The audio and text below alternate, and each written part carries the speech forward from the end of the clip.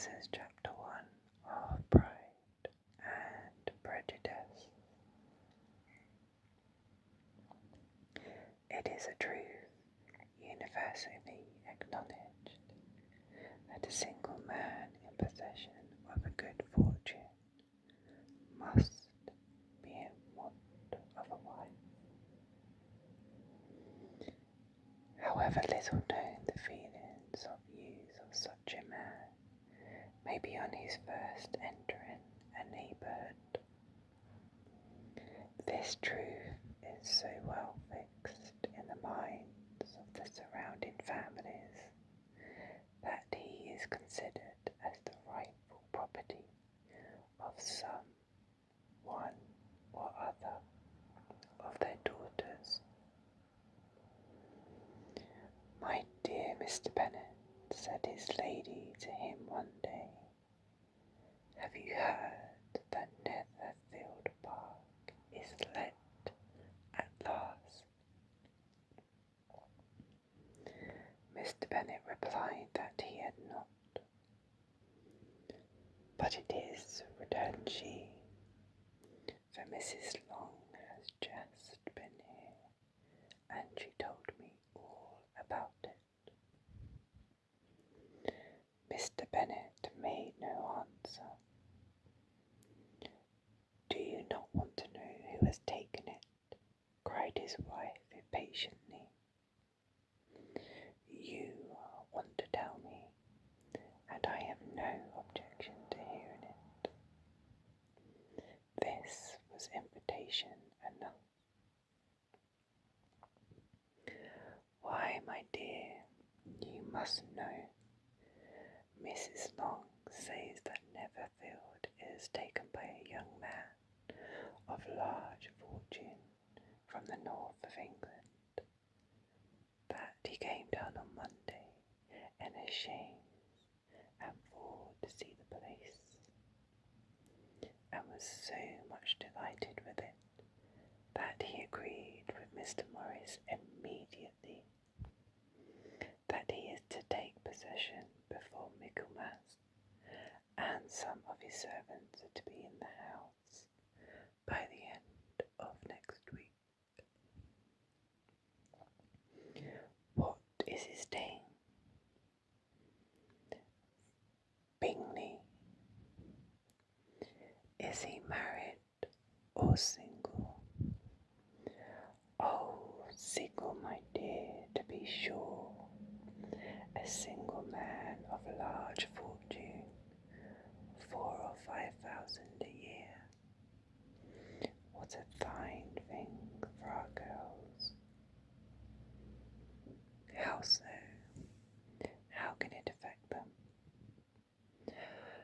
"My dear Mr. Bennet," replied his wife, "how can you be so tiresome? You must know that I am thinking of his marrying one of them." "Is that his design in settling here?" "Design? Nonsense. How can you talk so? But it is very likely that he may fall in love with one of them, and therefore you must visit him as soon as he comes." "I see no occasion for that. You and the girls may go, or you may send them by themselves, which perhaps will be better still, for as you are as handsome as any of them, Mr. Bingley might like you the best of the party." "My dear, you flatter me. I certainly have had my share of beauty, but I do not pretend to be anything extraordinary now.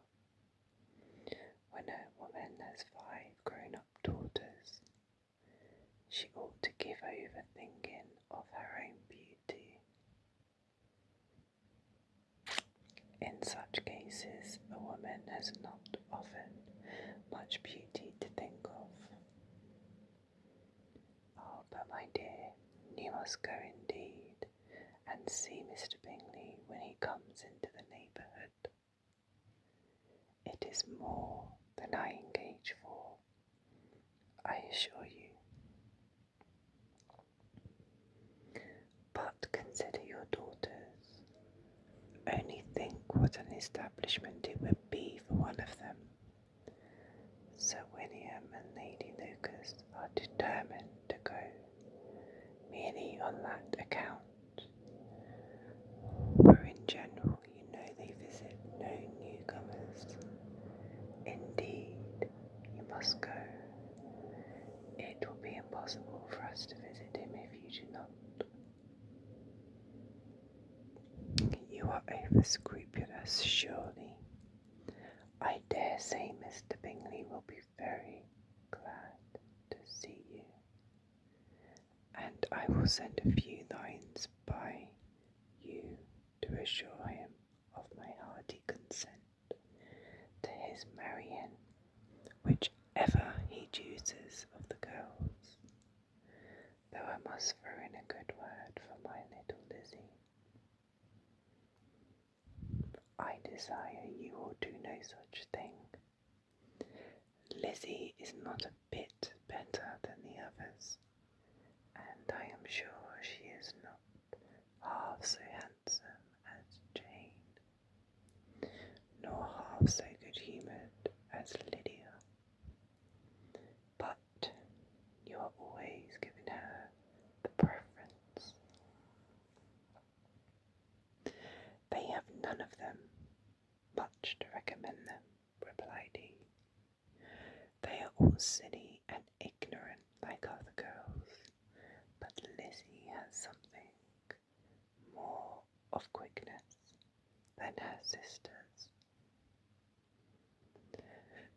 Mr. Bennet, how can you abuse your own children in such a way? You take delight in vexing me. You have no compassion on my poor nerves. You mistake me, my dear. I have a high respect for your nerves. They are my old friends. I have heard you mention them with consideration these 20 years at least. Ah, you do not know what I suffer, but I hope you will get over it and live to see many young men of 4,000 a year come into the neighbourhood. It will be no use to us if 20 such should come, since you will not visit them. Depend that when there are 20, I will visit them all. Mr. Bennet was so odd a mixture of quick parts, sarcastic humour, reserve and caprice, that the experience of 23 years had been insufficient to make his wife understand his character. Her mind was less difficult to develop. She was a woman of mean understanding, little information, and uncertain temper.